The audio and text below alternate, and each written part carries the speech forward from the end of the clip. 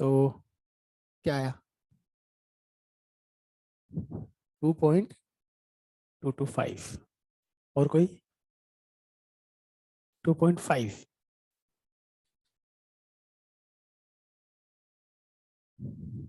Approximately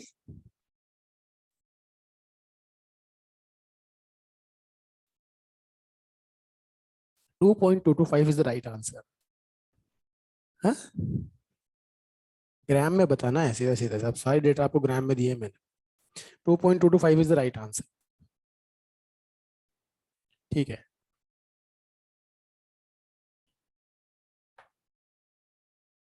देखो अभी online वाला डिपार्टमेंट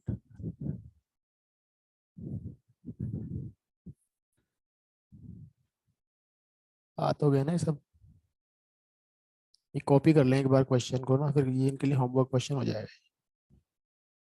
राइट, वो तो अपन ने कर ही रखा है, जिसको हटाते हैं अपन यहाँ से। तो अपन ने पिछली क्लास में भी किया था ना, बस उसमें ऊपर से छोड़ा था, इसमें नीचे से छोड़ा, इतना डिफरेंस था। तो ये नया क्वेश्चन नहीं था। हाँ जी, बढ़े। एक ही बच्चे का आंसर आया है। आ जा। हाँ, और किसी का आंसर नहीं आया।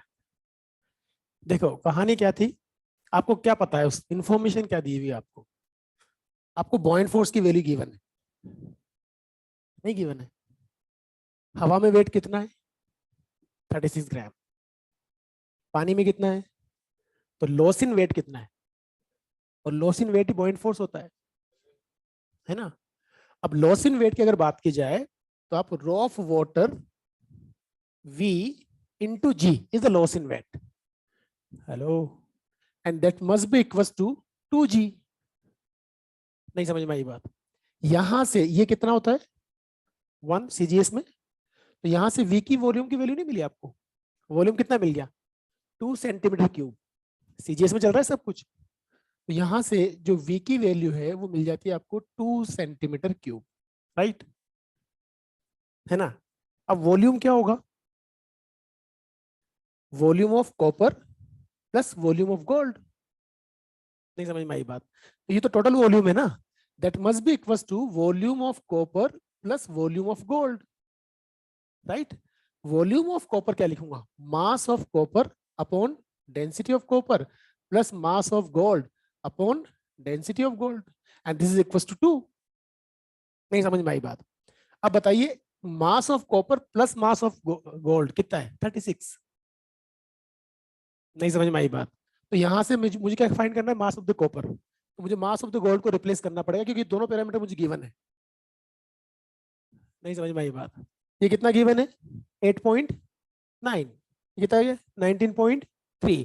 अब इसको क्या लिख दूंगा बताइए? 36 minus mass of the copper ना, तो इसको लिख दिया अपन ने 36 minus mass of the copper. Right, बस एक अननोन है आपके पास, आंसर आ जाएगा। नहीं समझ में आई बात?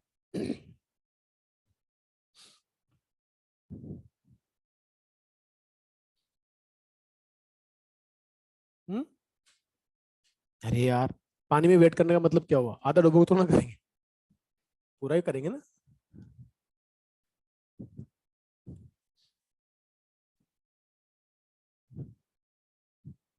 हाँ जी,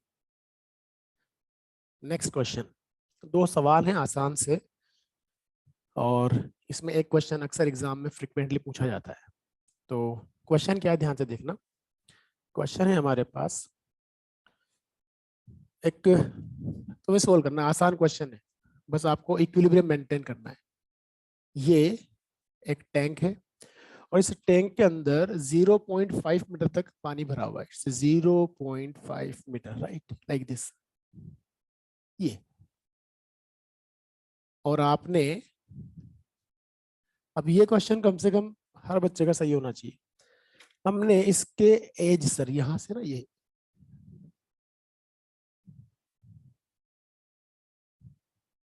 बहुत से लोगों ने पहचान लिया हुआ क्वेश्चन को, यहाँ हिंज किया हुआ लाइक दिस। ठीक है, और length of the road is 1 metre, ये आपको गिवन है। रोड का लेंथ कितना है?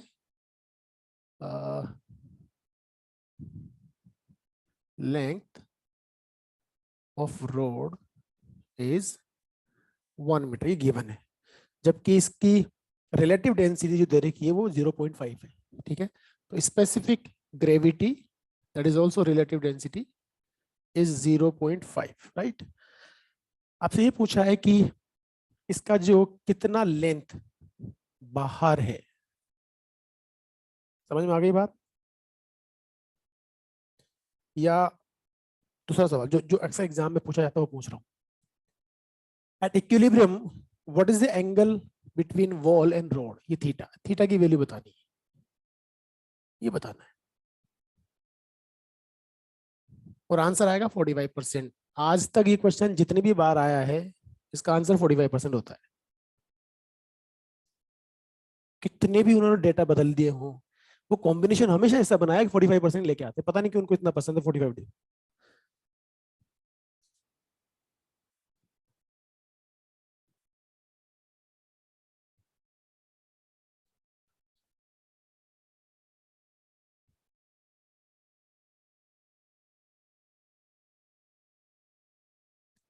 इसके बाद एक क्वेश्चन और इसका मैं बना देता हूँ यहाँ।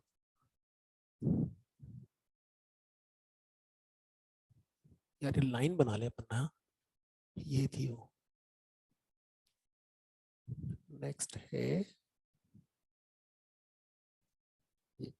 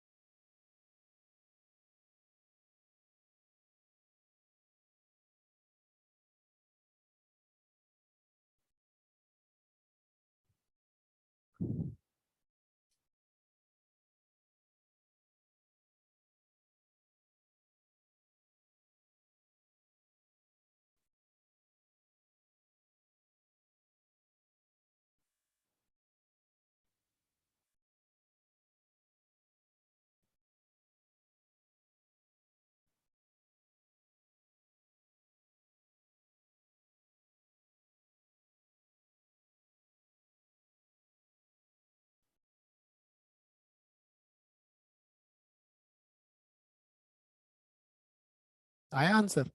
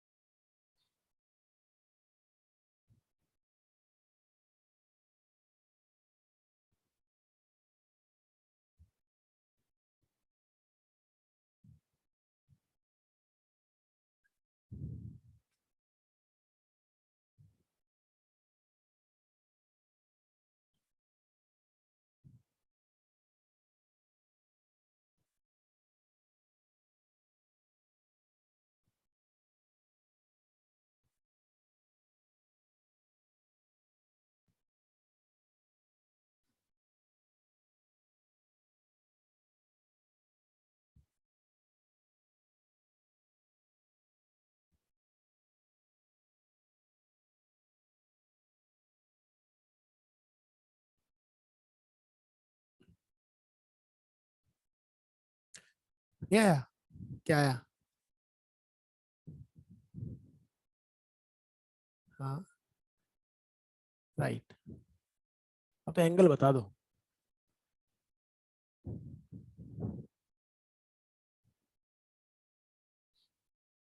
गुड।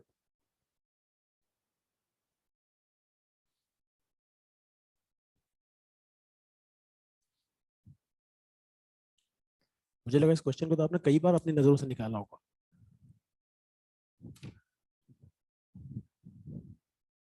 क्या कह रहा है?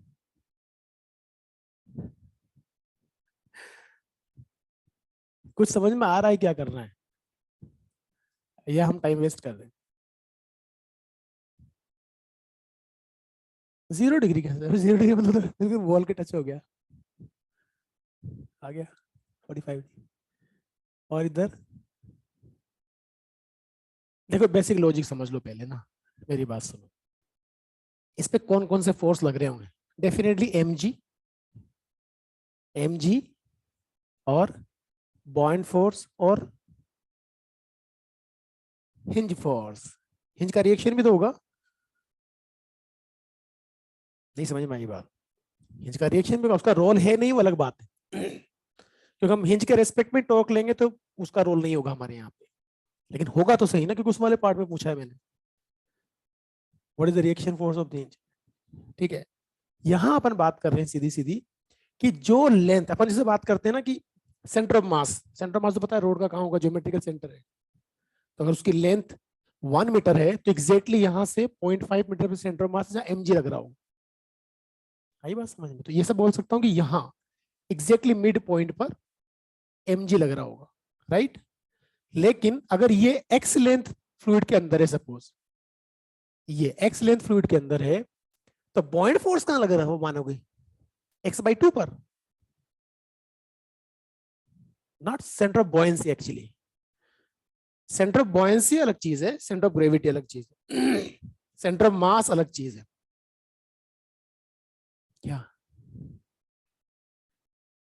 सेंटर ऑफ बॉयंसी बोलते हैं उसको, सेंटर ऑफ ग्रेविटी नहीं बोलते। क्या बोलते हैं? Centre of buoyancy. Centre of buoyancy basically जो वॉल्यूम अंदर होता है उसका ज्योमेट्रिकल सेंटर होता है, जहां हम पूरा का पूरा बॉइंट फोर्स लगा हुआ मानेंगे। अच्छा, सेंटर ऑफ ग्रेविटी और सेंटर ऑफ मास एक ही चीज है, ये अलग अलग है?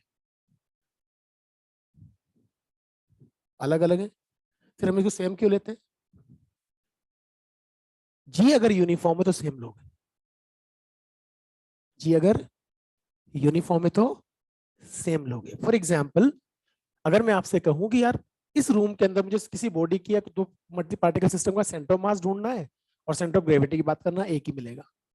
पर अगर कहानी बदल जाए, फॉर एग्जाम्पल ये अर्थ है, अर्थ का रेडियस आर है, और यहां से आर हाइट पर एक पार्टिकल रख दिया एम मास का, एक रख दिया सरफेस पर, राइट। अब सेंटर ऑफ मास तो आपको पता है सरफेस से कितना हाइट पे होगा? r/2। वो तो हमें ढूंढना नहीं है। दो आइडेंटिकल पार्टिकल्स का सेंटर ऑफ मास, उनको ज्वाइन करने वाली लाइन एग्जैक्टली मिड पॉइंट पे होता है। सेंटर ऑफ ग्रेविटी क्या होता है? सेंटर ऑफ ग्रेविटी होता है R, centre of gravity is what, W1r1 plus W2r2 divided by W1 plus W2। ये है सेंटर ऑफ ग्रेविटी। अब आप मुझे बताइए, अगर यहाँ जी है तो यहाँ तो G/4 होगा ना? नहीं समझ में आई बात? तो W1r1 अगर हम इसको ओरिजिन पे रखें तो ये टर्म क्या हो गई? 0। नहीं समझ में आई बात? लेकिन ये टर्म क्या हो गई? mg/4 into are. नहीं समझ में आई बात? और ये mg प्लस mg/4। नहीं समझ में आई बात? कितना हो गया? 5mg/4, तो r/5 आ गया। नहीं समझ में आई बात? तो यहां से r/5 है सेंटर ऑफ ग्रेविटी है, जबकि सेंटर ऑफ मास नहीं समझ में आई बात?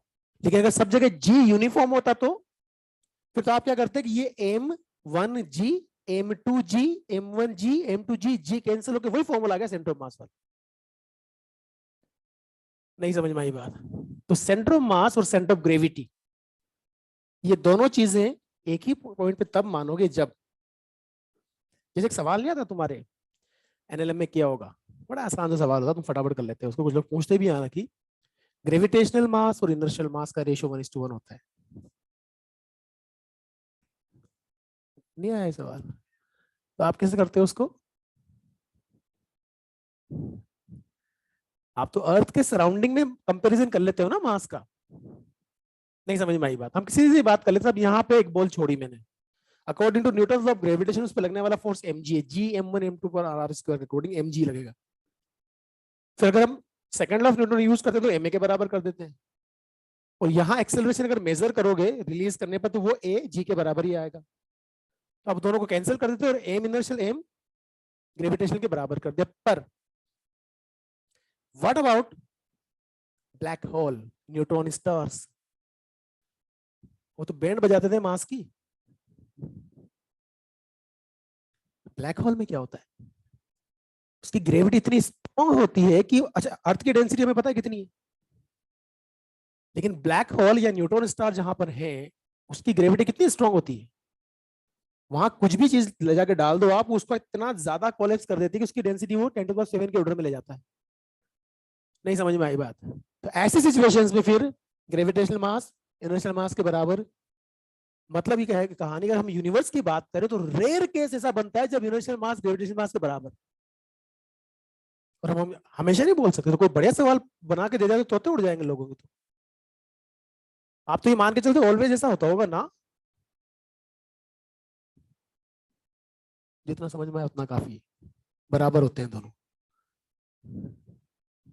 दोनों हमारे अर्थ के सराउंडिंग में दोनों बराबर होते हैं, लेकिन यही चीज अगर आप न्यूट्रॉन स्टार की बात करो या ब्लैक होल की बात करो तो वहां बराबर नहीं होंगे।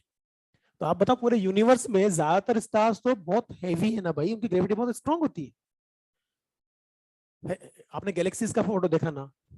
गैलेक्सीज का फोटो कैसा होता है? एक एक कपड़ा लो, बिछा दो ऐसे, उसको ऐसे क्लिप करो फिंगर से और उसको घुमा दो। नहीं समझ में आया? तो जो शेप बनता है वैसा ही शेप दिखता है ना गैलेक्सीज का। नहीं समझ में आई बात?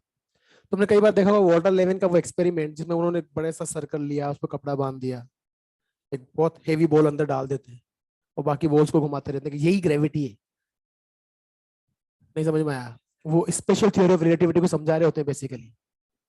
स्पेशल थ्योरी ऑफ रिलेटिविटी वही है, स्पेस के अंदर ग्रेविटी जहां होती है वहां गड्ढा बन जाता है ना, वो अलग चीजें है पूरी क्वांटम वांटम की। पर एक बहुत बेसिक चीज ये है कि जो मैं कहना चाह रहा हूँ, तो इतना सा मेहरबानी करके याद रख लेना कि ग्रेविटेशनल मास और inertial mass, if nothing is set, तो आप अर्थ के सराउंडिंग में मान के चलेंगे, आप बराबर लेंगे। और ये पूछ लिया जाए कि हमेशा बराबर होते हैं, तो आंसर गलत है। ये हमेशा बराबर नहीं होते। सेंटर ऑफ मास और सेंटर ऑफ ग्रेविटी हमेशा एक जगह पे, कब एक जगह होंगे? जब सब जगह जी यूनिफॉर्म होगा। अब आते हैं सेंटर ऑफ बॉयंसी पर। What is the centre of buoyancy? Centre of buoyancy क्या होगा? जो वॉल्यूम या जो बॉडी का पार्ट फ्लूइड के अंदर है जो बॉयंट फोर्स के लिए रिस्पॉन्सिबल है, उसका ज्योमेट्रिकल सेंटर, दैट्स इट। और तुमसे वो मतलब कोई इरेगुलर बॉडीज के लिए बात नहीं करेगा, वो तो सीधी सीधी बात करेगा। कोई सिमेट्रिकल बॉडी, प्लैंक, सिलेंडर विलेंडर देता है तो हम आराम से बता सकते हैं। फॉर एग्जाम्पल ऐसे बात करो कि ये मेरे पास कोई टैंक है, इस टैंक में पानी भरा हुआ लाइक दिस, राइट? अब समझना ध्यान से, ये वो पार्ट है बॉडी का जो पानी के अंदर डूबा हुआ है। तो ये क्या होगा? Centre of buoyancy. और ये क्या होगा? Centre of mass. अब यहां पे एक मजेदार चीज आ गई, सेंटर ऑफ मास और सेंटर ऑफ बॉयंसी ऊपर है या नीचे, उसके अकॉर्डिंग मेटा सेंटर डिसाइड होता है। अभी मेटा सेंटर क्या है? हम मेटा सेंटर पे नहीं जाएंगे, हम सिंपल तरीके से बात करेंगे। हम सिंपल तरीके से बात करेंगे कि टाइप ऑफ इक्विलिब्रियम की अगर बात की जाए, रोटेशनल इक्विलिब्रियम स्टेबल होगा, अनस्टेबल होगा या न्यूट्रल होगा, तो किस बात पर डिपेंड करेगा? सुनना मेरी बात को ध्यान से। मैं काम करता हूं, ये एक बड़ा सा टैंक है और ये देखा, ये कहानी बस समझते जाना, इनको बहुत छोटी छोटी चीजें हैं। मैं इस तरह का कोई ब्लॉक लेता हूं जिसका हाफ पार्ट मेटल का बना हुआ है, हाफ वुड का है, तो डेफिनेटली उसका ज्योमेट्रिकल सेंटर सेंटर मास नहीं होगा। अब सुनना, मैंने इसकी डेंसिटी और फ्लूइड की डेंसिटी कुछ इस तरह से ली कि वो बॉडी जस्ट इमर्ज कंडीशन में लाइक दिस, ऐसे।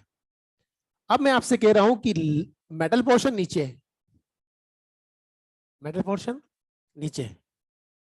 दूसरे केस में मैंने उल्टा कर दिया लाइक दिस, जो मेटल पोर्शन है वो ऊपर है। अब बताएं क्या होगा।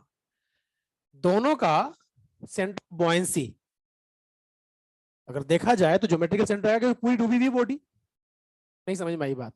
लेकिन पहले केस में सेंटर ऑफ ग्रेविटी या सेंटर ऑफ मास नीचे है, दूसरे केस में ऊपर है। अब ध्यान से समझना, अगर इसको मैं हल्का सा रोटेट करके छोड़ता हूं क्या होगा, वापस वहीं आएगा। तू समझने की कोशिश मत किया कर, समझ में एक बार में आ जाता है। तो क्या फोर्सफुली कोशिश करता है समझने की।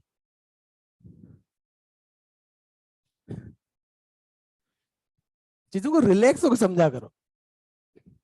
जिस बंदे ने कोशिश करना शुरू कर दिया मैं समझने की कोशिश कर रहा हूं, तो उसका सब कॉन्शियस और कॉन्शियस माइंड डाइवर्ट हो जाएगा, नहीं समझ पाएगा चीजें। हम सीधी सीधी बात कर रहे हैं। ये सेंटर ऑफ मास है, ये सेंटर ऑफ मास है, और ये centre of gravity, centre of buoyancy है। एग्री? यहां कहानी ठीक है ना यार? अब जरा इसको टिल्ट करके देखो ऐसे। तो जब ऐसे टिल्ट करोगे तो बॉइंट फोर्स ऊपर लग रहा होगा, एमजी नीचे लग रहा होगा ना। टॉर्क किधर आएगा?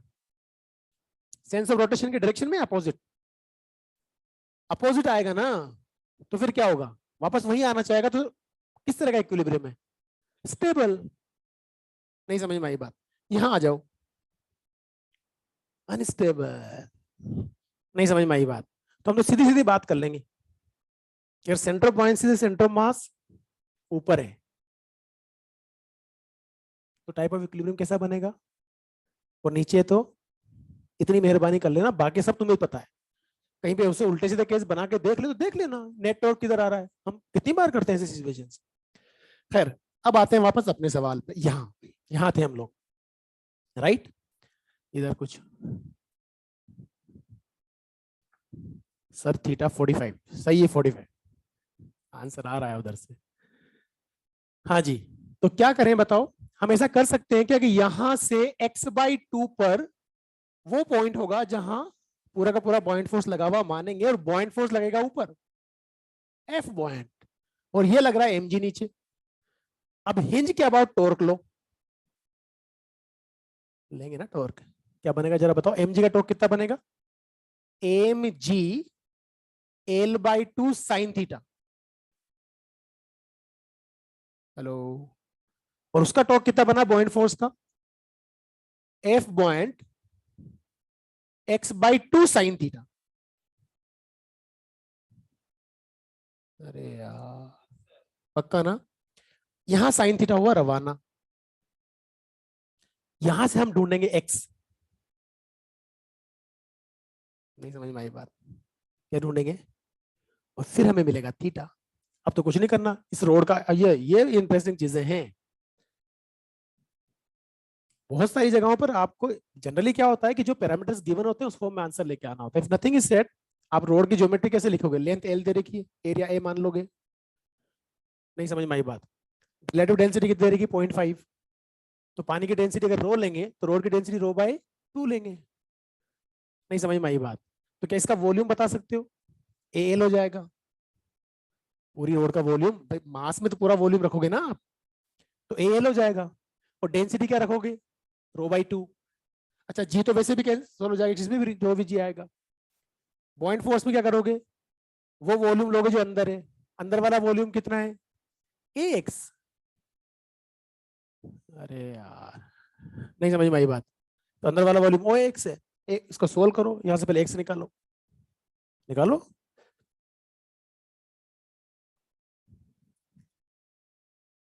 तब तक वो वाला जिसने ये कर लिया वो करो, वो वाला।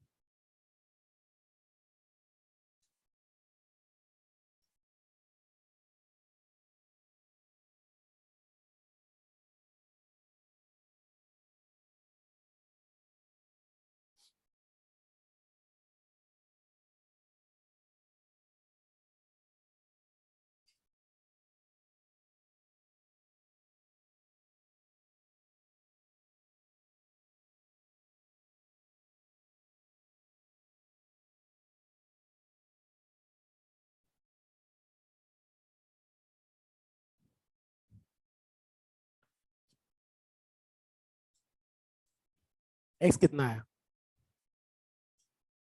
एल बाय, वेरी गुड, सही है। अब क्या करेंगे? अब तो ट्रायंगल दिख रहा है आपको,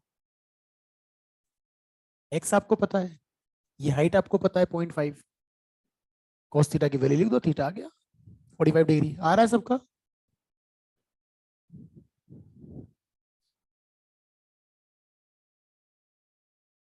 अब अगर वो हो गया तो ये तो 100% सबके एक बार में सही आंसर आना चाहिए, क्योंकि सारे कंसेप्ट हमने वहां क्लियर कर लिए, इसमें कुछ नहीं है, उससे आसान क्वेश्चन है।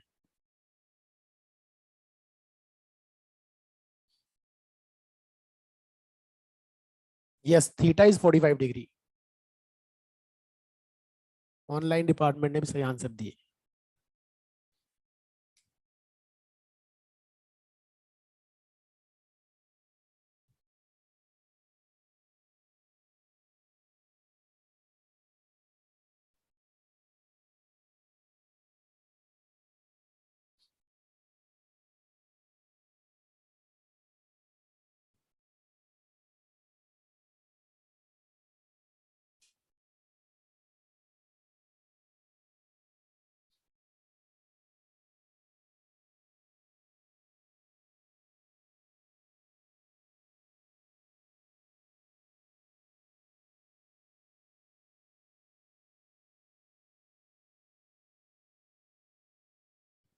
हाँ जी।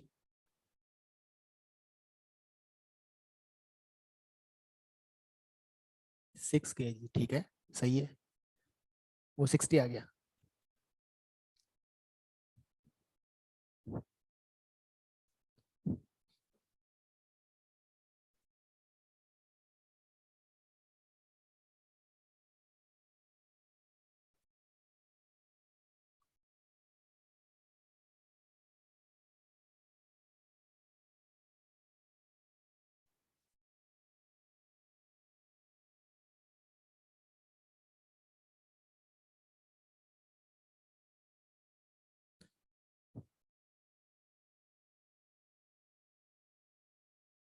आपको ये कंडीशन चाहिए,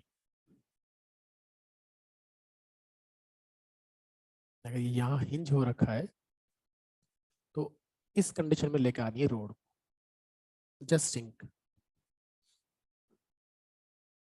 और डेटा बहुत तमीज से दिए तुम्हें, लेंथ 5 मीटर दी है, ये 3 मीटर दी, क्यों दिए?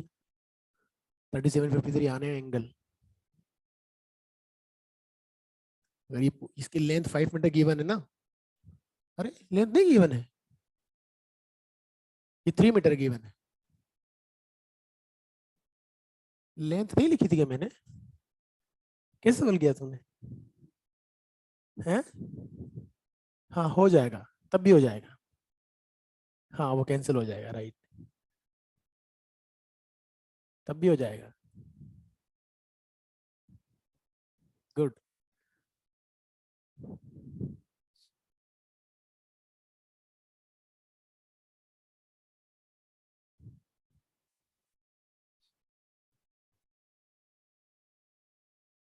सेंटर ऑफ मास पे एम जी नीचे लगेगा, अगर ये स्मॉल एम मास हैंग करेंगे तो स्मॉल एम जी नीचे लगेगा, राइट।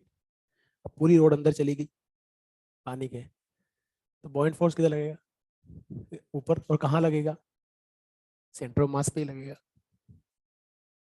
पूरी रोड अंदर है ना अब तो centre of mass he centre of buoyancy हो गया ना, तो बॉइंट फोर्स भी यही लगेगा, एफ बॉइंट।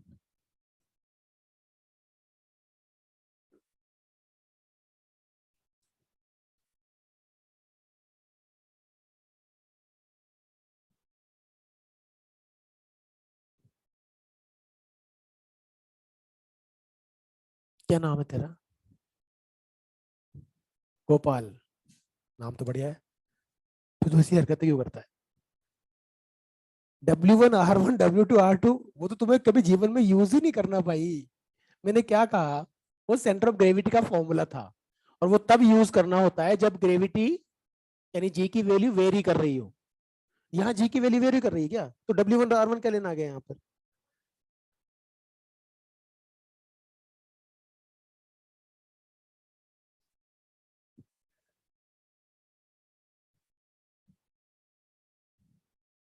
अरे यार,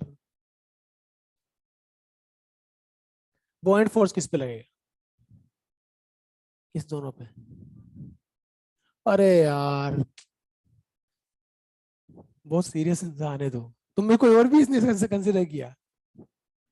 वो जो अपन ने पॉइंट मास हैंग किया उसका पॉइंट फोर्स ले रहे हो क्या तुम लोग? नहीं लेना भाई। कोई और भी ले रहा है क्या उसको? नहीं ले रहा ना, कोई अकेला ही है गोपाल?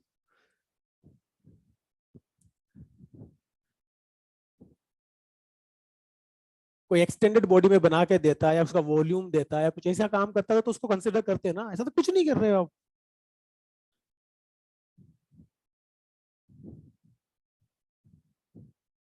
बहुत टाइम लगा रहे हो, 2-3 बच्चे हैं जो टाइम पे आंसर निकालते।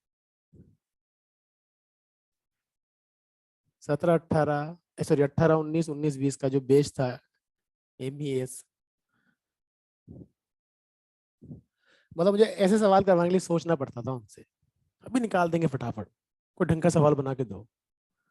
एक एक सवाल में 5-5 6 6 अलग अलग पार्ट बना के लाने पड़ते थे रोजाना।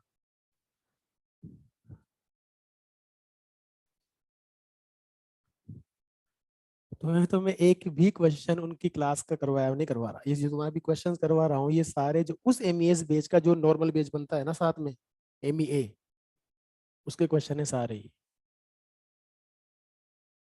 एक भी क्वेश्चन मैंने नहीं करवाया उस लेवल का। अब उसको शुरू कर दूंगा तो तुम्हारे 2 ही क्लास क्वेश्चन करोगे एक क्लास में तुम लोग। है 60, 60 न्यूटन। 60 आ रहा है, 60 आएगा। अभी आया किसी का 6 kg? कितने लोगों का आया 6 kg? 1 2, अच्छा वेरी गुड। ठीक है। करना क्या है, एक सवाल कर लिया उसका रोटेशनल इक्विलिब्रियम नहीं समझ में आई बात। रोटेशनल इक्विलिब्रियम मेंटेन कर तो सब कुछ तो गिवन है भाई, एक ही तो नोन है तुम्हारे पास। तो इतने से कैलकुलेशन नहीं हो रही हम लोगों से। दोनों जो mg है उन दोनों का टॉर्क सेम सेंस में आएगा? आएगा नहीं आएगा? और पॉइंट फोर्स का टॉर्क अपोजिट आएगा। उनको इक्वल कर दो। सारे पैरामीटर्स गिवन है, एक ही अननोन है आपके पास स्मॉल एम। आंसर आ रहा है फटाफट वहां से। और वो एल की जरूरत क्यों नहीं पड़ेगी, क्योंकि पूरी डूब हुई ना रोड अंदर। समझ में आ गई बात? तो वो कैंसिल होगा? होगा नहीं होगा? ठीक है। तो हमारे पास यहां से एम की वैल्यू आ रही कितनी, 6 kg। और अब रिएक्शन फोर्स कैसे निकालोगे, फोर्सेस को बैलेंस कर दो। नीचे कौन कौन से फोर्स लग रहे हैं? इसका एम जी नीचे लग रहा है जो कितना था 120। आपने 6 kg उधर हैंग किया, कितना हो गया 60। टोटल कितना हो गया 180। बॉयंस कैलकुलेट करो 120, हाँ 240। बॉयंट कितना आ रहा है? रिलेटिव डेंसिटी 0.5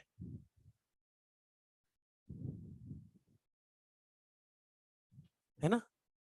तो remaining reaction force, that's it भाई। 180 हो गया, 240 वो, तो डिफरेंस कितना आया 60। नहीं समझ में आई बात?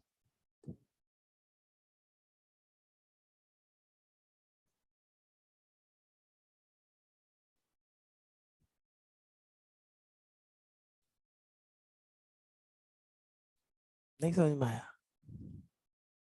देखो सवाल मेरे करने से तुम्हें फायदा नहीं मिलेगा।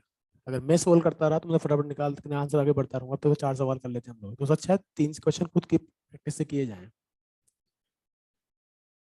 अभी किस किस का आंसर नहीं आया वो लोग हाथ खड़ा करें। नहीं आने वाले 1 2 3। सेकंड तो बहुत आसान है?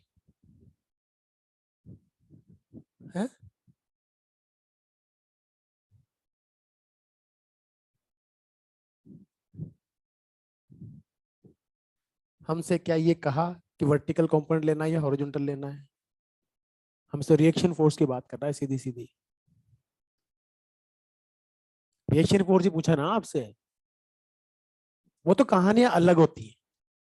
वो तो कहानी तब आती है कि सब मेरे पास ये रॉड है, रोटेशन में करते हो तुम सवाल।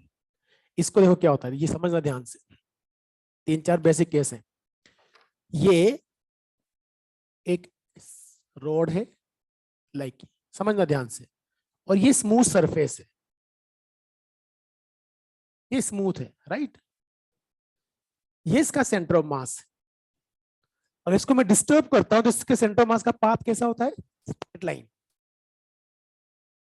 कैसा होता है? Straight line. रीजन बीइंग, कैसे समझो आप इसको, ऐसे ये डॉट है, ये डॉट, ये डॉट सेंटर ऑफ मास था, राइट, है ना। अब हम क्या करते हैं कि इसको यहां ऐसे था, ये ऐसे रखी हुई थी, ऐसे, तो ये स्मूथ है ना, तो जब ये स्लाइड करेगा तो रेजिस्टेंस फोर्स तो आएगा नहीं, तो ये जब इधर स्लाइड करेगा तो सेंटर ऑफ मास सीधा आता है ऐसे। नहीं समझ में आई बात? तो ये यहां से कितना इस तरह स्लिप हुआ? L/2। नहीं समझ में आई बात? और पाथ कैसा रहा? Straight line. अब जैसे इमेजिन कि मेरे पास यहां थोड़ा बहुत फ्रिक्शन था, अब अगर थोड़ा बहुत फ्रिक्शन रहा तो ये L/2 के बजाय L/2 से कम स्लिप होगा ना, तो सेंटर ऑफ मास यहां गिरने के बजाय यहां गिरेगा, तो यहां से यहां आया। नहीं समझ में आई बात? हेलो। अब ये वाला जो केस है, अगर तुम समझदार हो तो ये वाला जो केस है उसको रिलेट करना किससे? एम्स के उस क्वेश्चन से जिसमें आपसे पूछा था कि ये एक रोड है और जब ये गिरती है तो इसका सेंटर मास का पाथ कैसा होगा? उन्होंने डायग्राम बना के दिए थे कुछ, हमारे मॉड्यूल का सवाल है यार, ऐसा कुछ था क्या? ये स्मूथ सरफेस है, ये भी स्मूथ है, ये गिरेगी रोड नीचे, इसके सेंटर मास का पाथ कैसा होता है? किस क्वेश्चन में स्ट्रेट लाइन होगा? सर्कल होता है। और उन्होंने तो सर्कल वर्क भाड़ में गया, उन्होंने तो बेचारे 4 डायग्राम बनाए थे। मैंने तुमसे क्या कहा, उनको पता है कि हमें गणित नहीं आती, तो मैथमेटिक्स नहीं करवाना चाहते आपसे, आप जबरदस्ती करो, आपकी चॉइस।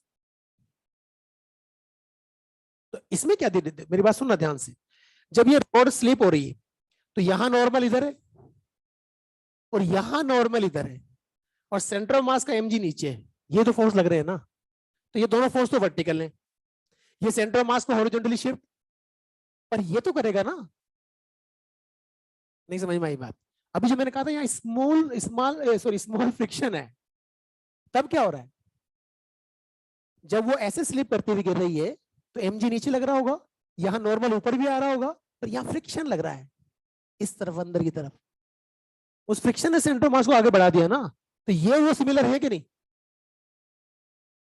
अरे कुछ डिफरेंस नहीं है, यहाँ जो नॉर्मल रोल प्ले कर रहा है वहां फ्रिक्शन रोल प्ले कर रहा है, बस इतना डिफरेंस है।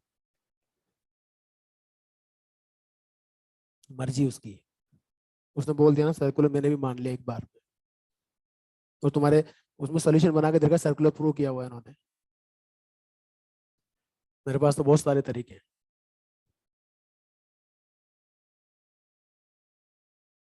कुछ समझ में आया मैंने क्या कहा?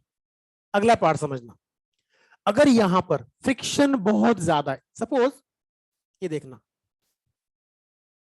ये बहुत ज्यादा फ्रिक्शन है और इसको रख देता हूं यहां, राइट।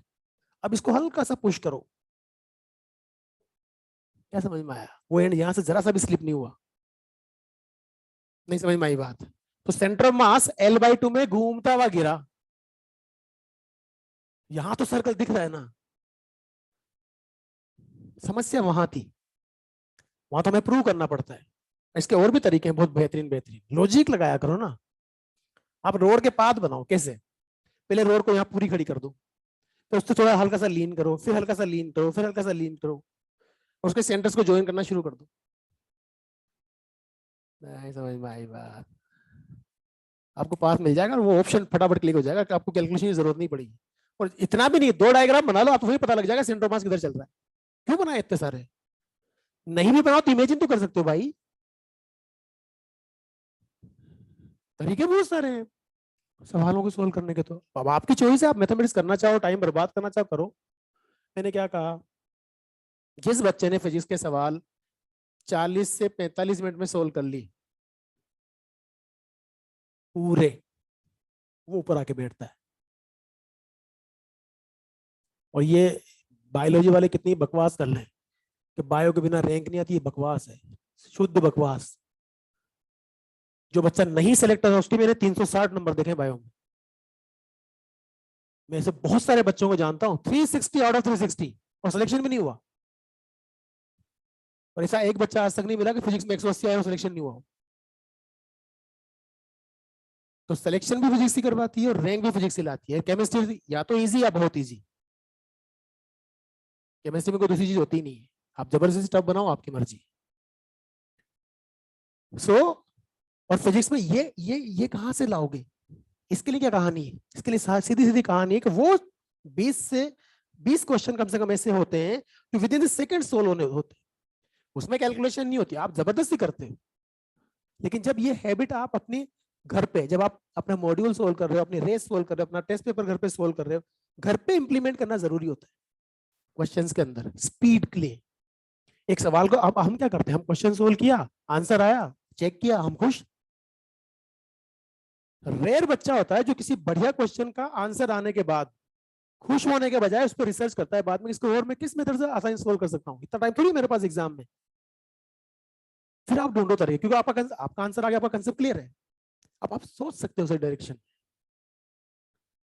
बहुत सारी चीजें ऐसी हैं जो आप मतलब फिजिक्स को लेकर के थोड़ा सा ध्यान से करोगे तो आराम से बनेंगे। खैर जी, अब मैं, हमारे पास सबसे बड़ी मुसीबत है टाइम की। ये बन गया सवाल ना? पक्का? देखो, अब एक दो क्वेश्चंस में आपको टेस्ट में दूंगा, वो यहाँ नहीं शक्ल दिखाई जाएगी, कि कुछ चीजें ऐसी भी होती है जिनका दिमाग का एक्सरसाइज होना जरूरी है। पहले टेस्ट में गलत हो जाए चलेगा, लेकिन एक बार गलत होने के बाद जब लॉजिक पकड़ोगे तो कभी गलत नहीं करोगे, इसलिए वो टेस्ट में ही दिए जाते हैं। ठीक है, तो अपने आर्किमिडीज की बात की, थोड़े बेसिक से सवाल सोल्व किए, बहुत ज्यादा नहीं, पर आजकल इससे लेवल नहीं है। अब अपने रेस वेस तुम लगाते रहना, सवाल लगाते रहना, हम डिस्कस करते रहेंगे। फिलहाल हम आगे मूव करते हैं। और अपन ने टोरिसेली मैनोमीटर की बात कर ली थी ना? टोरिसेलीज मैनोमीटर एटमॉस्फेरिक प्रेशर मेजर करने के लिए इन्वेंट किया था, अपन ने बात कर ली थी। आई थिंक अपन ने अब तक यूट्यूब वाले केस की बात नहीं की ना, यूट्यूब वाले केस की। यूट्यूब पे बेस्ड वो भी मैनोमीटर ही होता है, बहुत आसान सवाल पूछे जाते हैं। यहाँ दो चीजें आपको आनी चाहिए, एक तो आपको मैनोमेट्रिक इक्वेशन लिखनी आनी चाहिए, चाहे उसकी जरूरत पड़े या नहीं पड़े, लिखनी आनी चाहिए। कई बार क्वेश्चन ऐसे पूछे जाते हैं कि आप उलझ जाते हो अननेसेसरी, तब आपको ये इक्वेशन हेल्प करेगी। जैसे आप सर्किट प्रॉब्लम सोल्व करते हो, तो कई बार सर्किट प्रॉब्लम्स बहुत आसानी से सोल्व हो जाती है, ना आपको केसीएल लगाना पड़ता है ना केवीएल लगाना पड़ता है। कई बार टीचर पढ़ाते वक्त आपको बताते हैं कि बेटा देख इसमें मैंने केवीएल से सोल्व किया, और आपको दिख रहा होता है तो बिना केवीएल के भी सोल्व हो रहा है भाई, फिर क्यों ये केवीएल लगा रहे हैं? आपको सिखाने के लिए लगा रहे होते हैं। पर कई क्वेश्चन ऐसे होते हैं कि वो केवीएल के बिना नहीं बनेंगे, शक्ल आसान दिख रही होती है उनकी। एग्जैक्टली वही चीज यहाँ पे भी है कि आपको मैथमेटिक्स इक्वेशन लिखनी अगर आती है तो कई बार आप सवालों को अच्छे से सोल्व कर सकते हो, अगर आप उलझ गए तो वो बहुत आसान होती है। पहले अपन एक सिंपल बात कर रहे हैं, ये यूट्यूब है, और जो सबसे ज्यादा, देखो क्या होता है कि बहुत सारे क्वेश्चन बहुत आसान होते हैं लेकिन वो सबसे ज्यादा पूछे जाते हैं तो उनको करना जरूरी है। ये ट्यूब है, यहां हमने यहां तक मरकरी फिलअप कर दिया, ये मरकरी है। अब एक सिंपल सी बात ये है कि अगर ये मरकरी है तो दोनों लिम्स में लेवल सेम है, राइट? अगर मैं वन साइड से कोई दूसरा लिक्विड पोर करना शुरू करता हूं तो क्या होगा? डेफिनेटली आप ऐसा बोल सकते हो कि अगर आप किसी एक लिम्ब में कोई दूसरा लिक्विड पोर करना शुरू करते हो तो मरकरी की फ्री सरफेस पे प्रेशर बढ़ना शुरू होगा। नहीं समझ में आई बात? अगर हम इस तरफ से ऐसे मान लो वाटर हम डालना शुरू करते हैं, जब यहाँ वाटर का लेवल बढ़ेगा तो यहाँ का प्रेशर पी नोट के बजाय पी नोट प्लस रोजीएच हो जाएगा, जबकि यहाँ पी नोट ही है। तो प्रेशर डिफरेंस क्रिएट होने की वजह से ये लिक्विड ऐसे चलना शुरू करेगा। नहीं समझ में आई बात? और कहीं ना कहीं तो इक्विलिब्रियम आएगा। आप ऐसे थोड़ी कि पूरा पानी डालते गए, आपने पानी डाल के बंद कर दिया। तो हुआ ये कि सब मान लेते हैं कि इनिशियली दोनों लिम्स के अंदर लेवल ये था, राइट? अब हुआ ये, यहां लेवल आ गया इतना, राइट? मतलब लेफ्ट लिम्ब के अंदर मरकरी का जो लेवल है वो फॉल होता है वाई, यहां से कितना नीचे आया? वाई। तो डेफिनेटली यहां से वाई ऊपर चला गया, ठीक है? अब इधर हमने क्या भरा हुआ है? पानी। ये एच हाइट तक हमने पानी भर दिया, वाटर। तो मैंने एक लाइन आपसे बोली थी कि किसी भी हॉरिजॉन्टल लाइन पे प्रेशर, उसमें करेक्शन भी करवाया था, नहीं बात की अपन ने। तो जब हम शुरुआत में सिर्फ प्रेशर पढ़ रहे थे तो हमें सिर्फ इतना याद रखना है कि किसी भी हॉरिजॉन्टल लाइन पर प्रेशर सेम होता है, पर ये लाइन हमेशा सच नहीं है ना। एग्जैक्टली सेम फ्लूइड में सेम हॉरिजॉन्टल लाइन पे प्रेशर सेम होता है इन हाइड्रोस्टैटिक कंडीशंस। सेम फ्लूइड में सेम हॉरिजॉन्टल लाइन पे प्रेशर, अगर आपसे कहा जाए कि यहां और यहां प्रेशर सेम है, नहीं है, लेकिन यहां और यहां प्रेशर सेम है, नहीं समझ में आई बात। तो आप क्या कहोगे साहब, ये पॉइंट ए है और ये पॉइंट बी है, ये बहुत छोटी छोटी चीजें हैं। हमने सिर्फ इतना ही तो बोला है कि सेम फ्लूइड में सेम हॉरिजॉन्टल लाइन पर प्रेशर सेम होता है इन हाइड्रोस्टैटिक कंडीशंस। ये लाइन अगर आप याद रखते हो बजाय इसके कि हॉरिजॉन्टल लाइन पे प्रेशर सेम होता है, तो आपका कोई क्वेश्चन कभी गलत नहीं होगा। लेकिन आप सिर्फ इतना याद रखते हो कि साहब हॉरिजॉन्टल लाइन पे प्रेशर सेम होता है, तो फिर सवाल कभी भी गलत हो सकता है, राइट। चलिए साहब, आप मुझे बताइए pressure 8A equals to pressure 8B है ना, बोलो। तो बच्चा ए पे प्रेशर कितना है, rho of water G into H. मैं सिर्फ गॉज प्रेशर की बात कर रहा हूं, अगर हम एब्सोल्यूट लेंगे तो पी नॉट कैंसिल होगा। भाई आप पी नॉट प्लस ये लिख सकते हो ना, यहाँ प्रेशर, ये पी नॉट प्लस दिस। ऐसे यहां क्या लिखूंगा, P not plus 2 times of height लेनी पड़ेगी, ये 2y है, ये भी तो y है, तो पी नॉट तो कैंसिल आउट हो जाएगा, तो हम गॉज प्रेशर लिखें सीधा सीधा। क्या करें जरा बताओ, रो जी एच, जल्दी बताओ। Rho of mercury G into 2y, right. अब यहां से y निकाल सकते हो ना आराम से, क्या आ जाएगा, rho of water into H divided by 2 times of rho of mercury. कहने को बड़ी आसान चीज है, पर क्वेश्चन बहुत ज्यादा आते हैं, बहुत ज्यादा, ठीक है। अब इसमें कई बार क्या करते हैं वो कि सब इधर से भी आपने पोर कर दिया एक लिक्विड, इधर से दूसरा लिक्विड पोर कर दिया, सपोज इधर से वाटर, भाई कोई इधर ऐसा लिक्विड है जिसकी रिलेटिव डेंसिटी 0.8 है, और वाटर की डेंसिटी हमें जानते कितनी होती है, 1 ग्राम पर सीसी। 0.8 का मतलब 0.8 होगी इसकी, नहीं समझ में आई बात। हम चाहते हैं कि मरकरी के लेवल में कोई चेंज ना आए, तो डेफिनेटली दो अलग अलग लिक्विड दोनों लिम्स में डालूंगा, तो जिसकी डेंसिटी कम होगी उसकी कॉलम की हाइट, तो एक तरफ वो वाटर डाल देते हैं, दूसरी तरफ दूसरा पानी लिक्विड डाल के और कह देते हैं कि इसकी डेंसिटी इतनी, बताओ कितनी हाइट तक भरें। कुछ नहीं करना, दोनों जगह प्रेशर बराबर कर देंगे, नहीं समझ में आई बात। अब मैं सीधी सीधी बात करता हूँ डायरेक्टली मैनोमेट्रिक इक्वेशन की। देखो कैसे लिखी जाती है, ये यूट्यूब है और इस यूट्यूब के अंदर बहुत सारे अलग अलग डेंसिटी के लिक्विड्स भरे हुए हैं जो इमिसिबल हैं, जो एक दूसरे में मिक्स नहीं हो सकते, राइट। देखें हम यहां से शुरू करते हैं, ये पॉइंट ए था, तो ये कोई एक लिक्विड है, राइट। इसकी हाइट है h1 और डेंसिटी है ρ1। इसके बाद हमने कोई दूसरा लिक्विड फिलअप किया लाइक दिस, इसकी हाइट h2 है और डेंसिटी है ρ2। इसके बाद यहां नीचे इस तरह से कोई ρ3 डेंसिटी का लिक्विड है, राइट।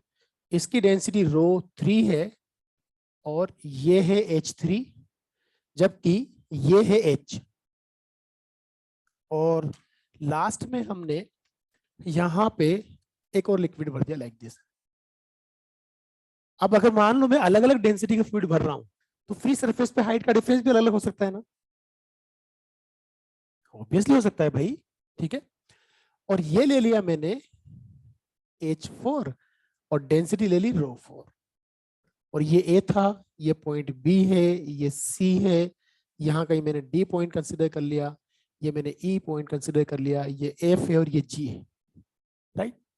अब हमें प्रेशर इक्वेशन लिखनी है starting from the one point up to the last another point.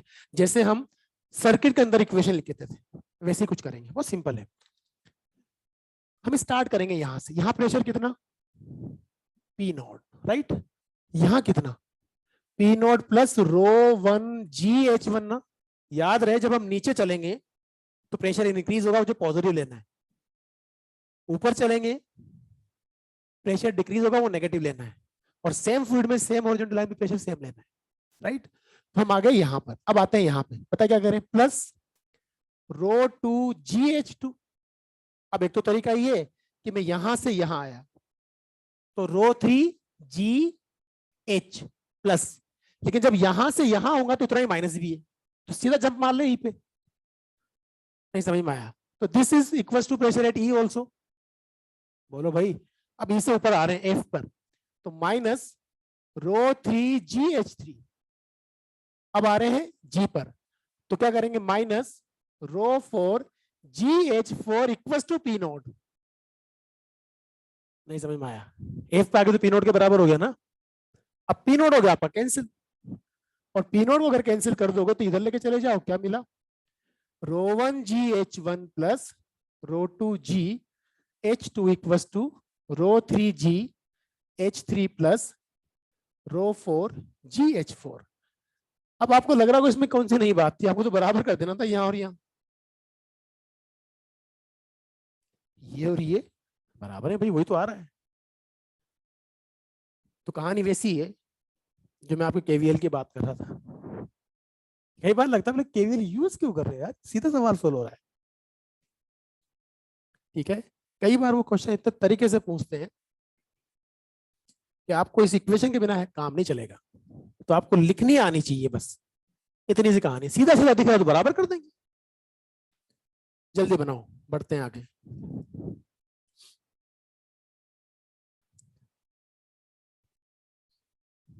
Time बहुत जल्दी भागता है यार।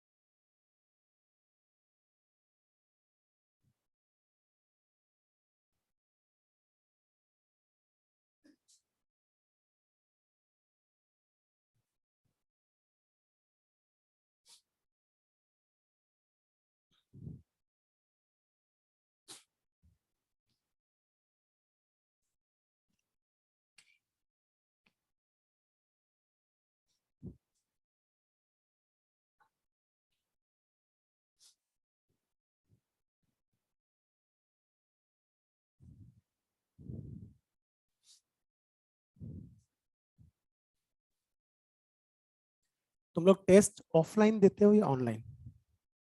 ऑफलाइन सब लोग ना। सब लोग अपने पिछले टेस्ट के मार्क्स बताओ मुझे। उसमें क्या है, नहीं बताना चाहते? हेलो। अरे मुझे कभी शर्म नहीं आती है मार्क्स बताने में। मेरे 12th क्लास में कितने नंबर थे फिजिक्स में, याद है? बताऊं? मुझे कोई शर्म नहीं आती। 31 आउट ऑफ 100। 2 नंबर की ग्रेस आई थी, बोर्ड ने मुझे रहम से पास किया था कि साहब 2 नंबर हमारी तरफ से लो, 33 पासिंग मार्क्स आपको पास कर दे। मुझे कोई शर्म नहीं आती, क्या फर्क चलता है? लेकिन जब एग्जाम दिया, नेशनल एग्जाम, तो आउट ऑफ 300 292 थे। ये बताने में भी शर्म नहीं आती। तो अगर मैं नेगेटिव, वो तो नेगेटिव था ना एक तरह का, भाई पासिंग मार्क्स आपके नहीं आए, 2 नंबर कम है, तो नेगेटिव में हो ना आप। वहां से कहां पहुंचा?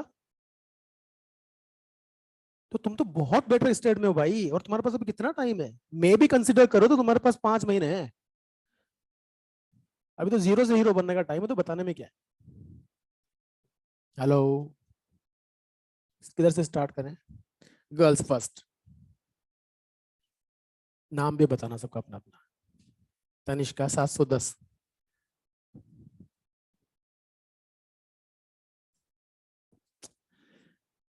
कोई एक्सप्लेनेशन नहीं, कोई फालतू बात नहीं, सीधे सीधे नंबर और नाम।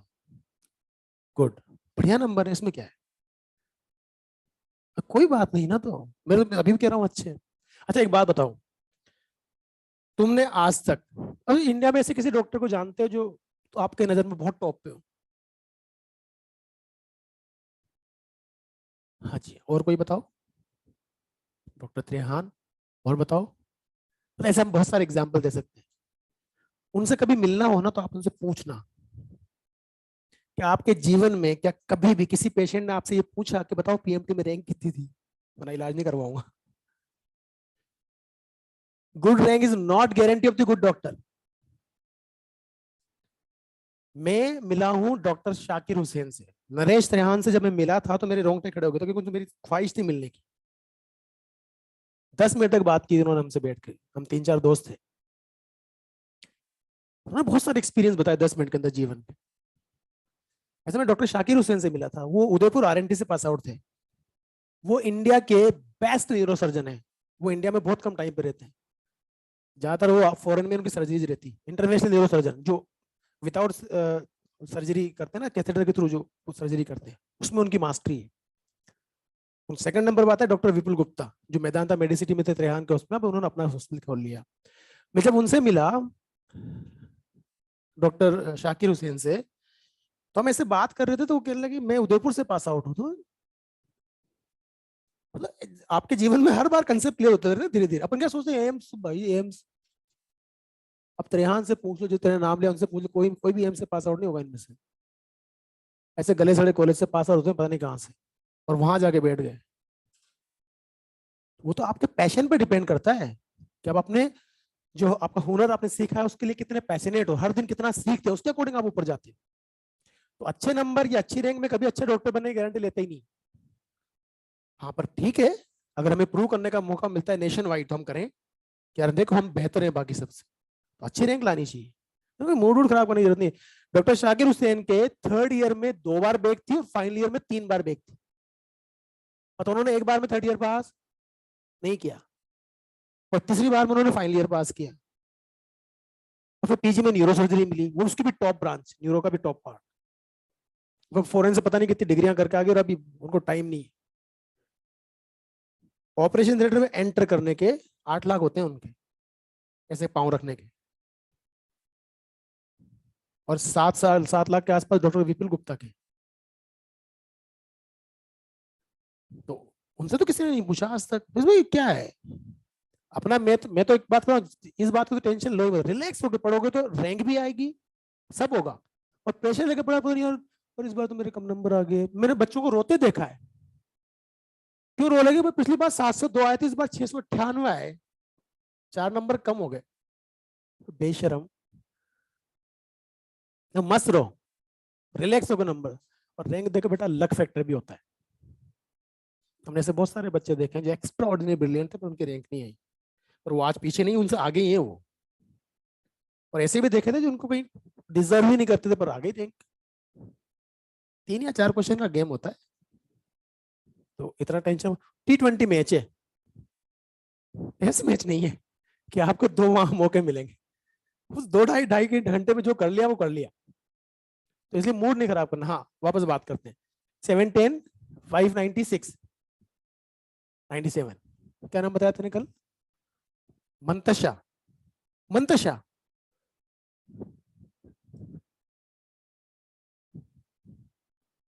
528। मास्क खोल के बताया करो नाम वाम, वो आता तो मास्क के अंदर ही रुक जाता है। हाँ हाँ बेटा तो जल्दी बोल। वेरी गुड, वेरी गुड, बढ़िया है।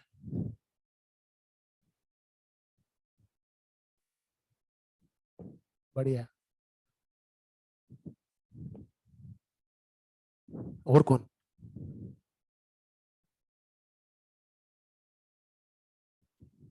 534।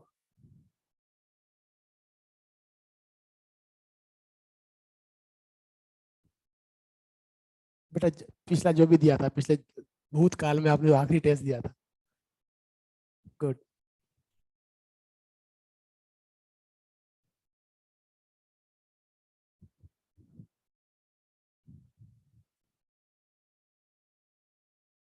6।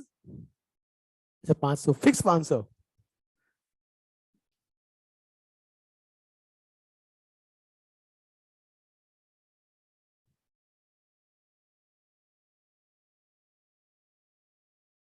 602। 615। 604। अरे वाह, गुड। मेरे को तो ये दिखता है कि तुम में से एक भी बच्चा ऐसा नहीं है जिसको मेडिकल कॉलेज नहीं मिले। अगर आपको नहीं मिला किसी को तो आप खुद रिस्पॉन्सिबल होंगे आपकी लापरवाही की वजह से, राइट। और रही बात रैंक की, तो देखो जो 2 साल सिस्टमेटिक मेहनत करते हैं रैंक होने की आती है। जो मैंने कहा ना कि कभी कभी ऐसा हो जाता है कि किसी अच्छे बच्चे की नहीं आई, पर नहीं आने का मतलब ये नहीं होता कि भाई उसकी ज्यादा ये को डिजर्व करता था टॉप 5 के लिए, टॉप 50 में आ जाएगी, इससे ज्यादा वो नीचे नहीं गिरता, इससे ज्यादा कोई टेंशन लेने की जरूरत भी नहीं है। खैर जी, अब हम लोग मिलते रहेंगे, ऐसी बात नहीं है। अगर सिलेबस खत्म भी हो जाए तो मैं नंबर देके जाऊंगा। किसी भी चैप्टर में कहीं पे भी कोई भी इशू हो तो हम टाइम देंगे आपको, लेकिन पढ़ना पड़ेगा ढंग से। बढ़ते हैं आगे, ठीक। अब पहले स्टार्ट करते हैं हाइड्रोडायनेमिक्स। हाइड्रोडायनेमिक्स में पहले हम आइडियल फ्लूइड की बात कर लें। आइडियल फ्लूइड क्या होते हैं? आइडियल फ्लूइड क्या होते हैं? नॉन कंप्रेसिबल और नॉन विस्कस। अगर एक लाइन में बात करूं तो ऐसे फ्लूइड जिनमें हम मॉलिक्यूलर इंटरेक्शन कंसिडर नहीं करते। अगर विस्कोसिटी क्या है? मॉलिक्यूलर इंटरेक्शन तो है। फ्रिक्शन क्या है? क्या डेफिनेशन होती है फ्रिक्शन की? डिफाइन करो, फ्रिक्शन क्या होता है? हाँ, जब दो कॉन्टेक्ट सरफेस एक दूसरे के कॉन्टेक्ट में आती है तो उनके मॉलिक्यूल के बीच में होने वाली वो मॉलिक्यूलर इंटरेक्शन जिसकी वजह से वो एक दूसरे के रिलेटिव मोशन का अपोज करें। नहीं समझ में आई बात? तो वो मॉलिक्यूलर फोर्स है। भाई फंडामेंटल फोर्स हमने पढ़े हुए ना। फंडामेंटल फोर्स कौन कौन से हैं? ग्रेविटेशनल फोर्स, बोलो भाई, इलेक्ट्रोमैग्नेटिक फोर्स, न्यूक्लियर फोर्स और वीक इंटरेक्शंस। न्यूक्लियर फोर्स और वीक इंटरेक्शंस हमारे कब काम आते हैं? जब हम मॉडर्न पढ़ते हैं। उसके पहले उनका कोई रोल नहीं है। इसका मतलब हमारे सराउंडिंग जो भरा पड़ा, जो प्रैक्टिकल लाइफ में यूज आने वाले फोर्सेस है वो कौन कौन से? Electromagnetic and gravitation.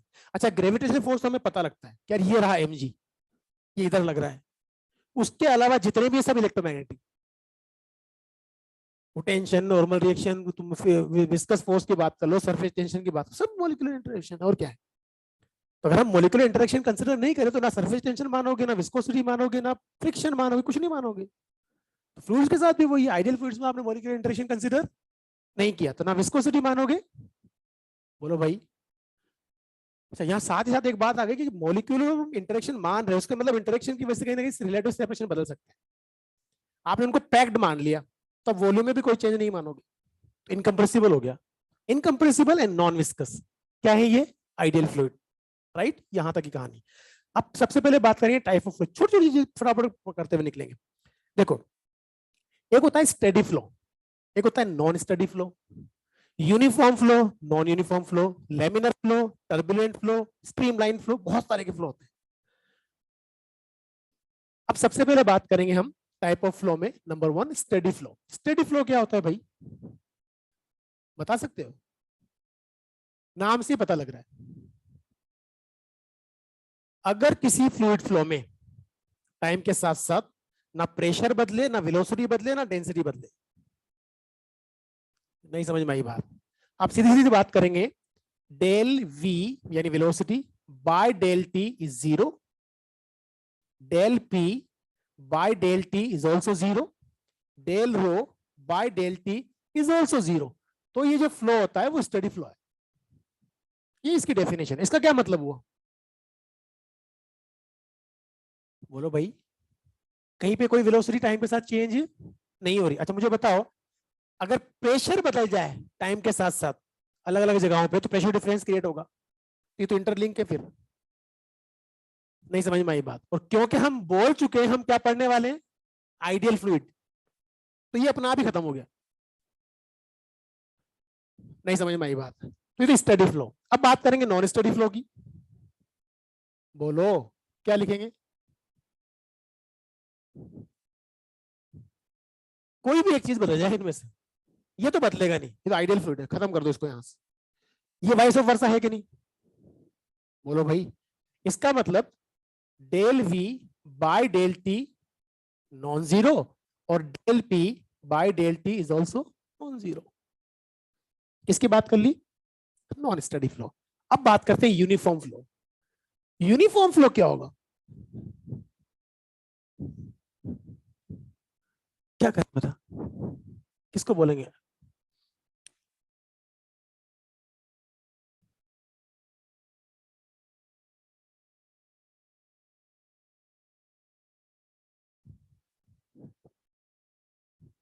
Uniform flow वो फ्लो होता है जिसमें वेलोसिटी ग्रेडियंट जीरो हो। क्या हो? मतलब पोजीशन के साथ साथ वेलोसिटी चेंज, मतलब हर जगह वेलोसिटी सेम हो। नहीं समझ में आई बात?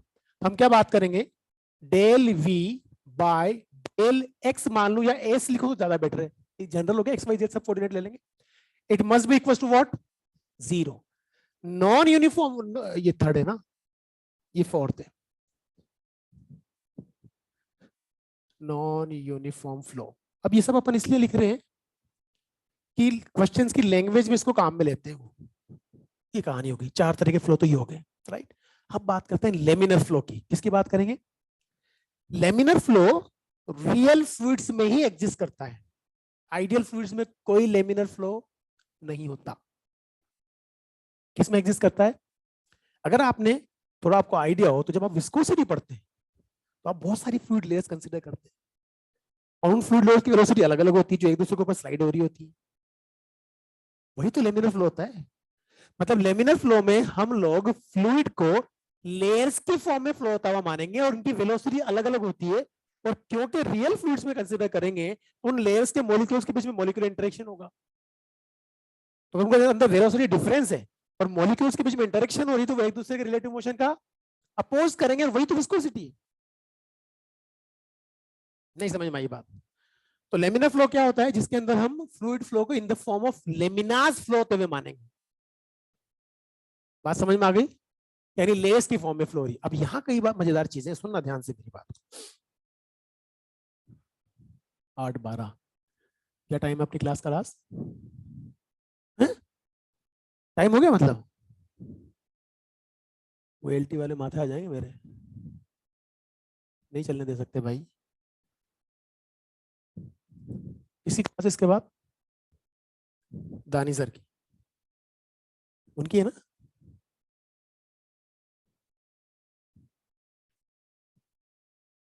यार ये बेचारे बच्चे सब लिखते रहते हैं, इधर मैं पढ़ नहीं पाता। ऑनलाइन वाले सही सही बोलते रहते हैं।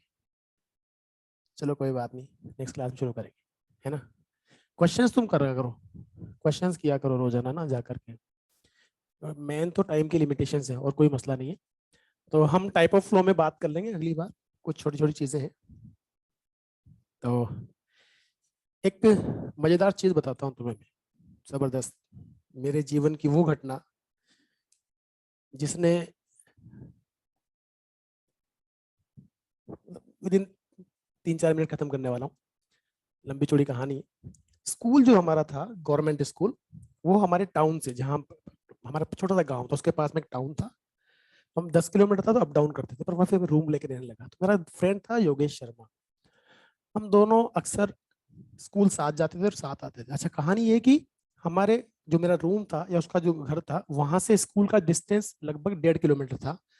उस जमाने में ना स्कूटर था ना साइकिल, हम पैदल ही जाते थे, पैदल ही आते थे। और ये बैक कल्चर नहीं होता था। अगर आप पुरानी मूवीज देखोगे तो उसमें स्कूल या कॉलेज जाते वक्त हमेशा बुक्स हाथ में होती थी। तो उसमें ये थी, आज ये 3 पीरियड आएंगे, तीनों की बुक ली और रजिस्टर एक लिया और चल दिया स्कूल। तो सबके हाथ में किताब होती, पता नहीं कौन कौन सी किताबें लेके जा रहा है। Nothing is hidden. तो स्कूल से, अब वहाँ कोई एंट्री वेंट्री होता नहीं गवर्नमेंट स्कूल में, हाफ टाइम में हम कहीं पे बाहर, एक छोटा सा रेस्टोरेंट था जहाँ समोसे वगैरह बनते थे, वहां जाते थे चाय पीने या नाश्ता करने। और जब कई बार ऐसा भी होता था कि हाफ टाइम के बाद हम स्कूल ही नहीं जाते, तो जहां वो रेस्टोरेंट था वहां से एक छोटी सी रिवर निकल रही, और उधर एक सेंचुरी है। सेंचुरी में घना जंगल है, कई बार उधर जब बहुत तेज बारिश होती है जंगल में तो सारा पानी उस नदी में आता है। तो इधर बारिश ही नहीं हुई फिर भी नदी आ जाती। अच्छा, इतना कम टाइम के लिए 3-4 घंटे पानी ओवरफ्लो करता है, उसके बाद वापस डाउन भी हो जाती है।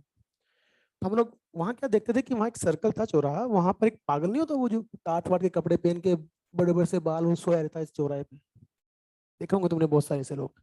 ऐसा एक बंदा था, तो एक पत्थर की पट्टी लगी हुई थी, वहां हम दोनों बैठ गए। योगेश, हम दोनों समोसा का इंतजार कर रहे थे। तो वो पागल आके मेरे पास बैठ गया। उसको अजीब सी बदबू आ रही, मैं उठ के इधर आके बैठ गया। वो थोड़ा और आगे शिफ्ट हुआ, योगेश के पास आके बैठ गया। तो उसको डांटा, भाई क्या बदतमीजी है, उधर हट यहाँ से। उसने हमसे पूछा कि अच्छा, तब बारिश चालू हो गई थी तो वो रिवर में पानी बढ़ना शुरू हुआ। तो हमारी किताबें देखी, बोले साइंस के स्टूडेंट हो? हमने ध्यान नहीं दिया, कौन ध्यान देगा इस पे, तुम फिजिक्स पढ़ते हो, तभी हमने ध्यान नहीं दिया। हम उसकी बात पे ध्यान नहीं दे रहे क्या बोल रहे हैं। अगर तुम साइंस के स्टूडेंट तो ये बताओ कि जो रिवर का पानी है, इसकी स्पीड किनारों पे स्लो है और सेंटर पे ज्यादा है, और जब स्पीड बदलती है विद रिस्पेक्ट टू पोजीशन तो उसके लिए ग्रेडियंट डिफाइंड होता है। तो ग्रेडियंट क्यों आता है? हम दोनों कोमा में और उसके तरफ देख रहे हैं। तो दूसरा बोला, अच्छा एक बात बताओ, मान लो कोई क्लाउड है जो जमीन से 500 मीटर की हाइट पे है, जब वहां से पानी की बूंद गिरेगी तो 500 मीटर नीचे आने पर उसकी स्पीड जो होगी वो 100 मीटर पर सेकंड होगी, और 100 मीटर पर सेकंड की स्पीड से अगर कोई ड्रॉप आपके यहाँ गिरे तो यहाँ से निकल जाएगी। बंदूक की गोली भी नहीं चलती इतनी तेज। तो तब तक हमें कुछ नहीं पता था कि टर्मिनल वेलोसिटी क्या होती है, विस्कोस कुछ। सरकारी स्कूल में पढ़ने वाले बच्चों को कहाँ फिजिक्स आती है। तुम बिलीव नहीं करोगे, उस 2 घंटे में उसने हमें फिजिक्स पढ़ाई ना, आज तक किसी ने नहीं पढ़ाई होगी, उस पागल ने। और सेकंड हमें पता लगा कि अभी जो MIT अपना जयपुर का, पहले ये मालवी रीजनल इंजीनियरिंग कॉलेज होता था, तो वहां का मैकेनिकल इंजीनियरिंग का टॉपर था, जो ऐसे पागल की तरह पढ़ा रहता था वहां पे। इसकी कहानी आगे और लंबी चौड़ी है। पर उसके बाद मुझे मेरी जिंदगी में आज कोई भी ऐसा आदमी दिखता है ना जो रोड के किनारे से पड़ा होता है, उसमें मुझे इंजीनियर दिखता है। और मैं कभी उनकी बेइज्जती भी नहीं कर सकता, कुछ भी निकल सकता है, यार ये इंजीनियर निकल सकता है, ये कलेक्टर भी निकल सकता है। इतनी चीजें बताई उसने 2 घंटे में हमें। उसने हमें बता दिया, मैंने फिजिक्स इज वेरी इंटरेस्टिंग। और उसके पहले हमारे स्कूल टीचर जो कहते थे वो हमेशा एक ही बात कहते थे, तुम्हारे पिताजी की भी फिजिक्स समझ में नहीं आएगी।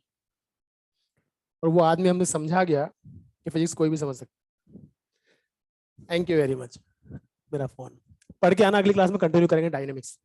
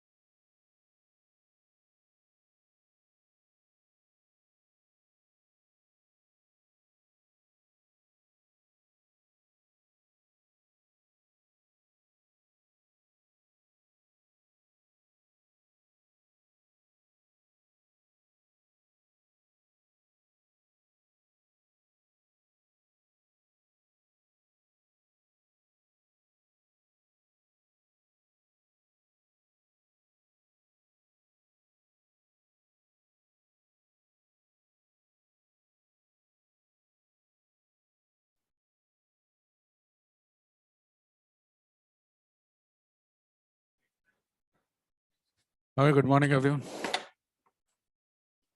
बैठे बैठे। ओ, ये तो पुराना ही चल रहा है।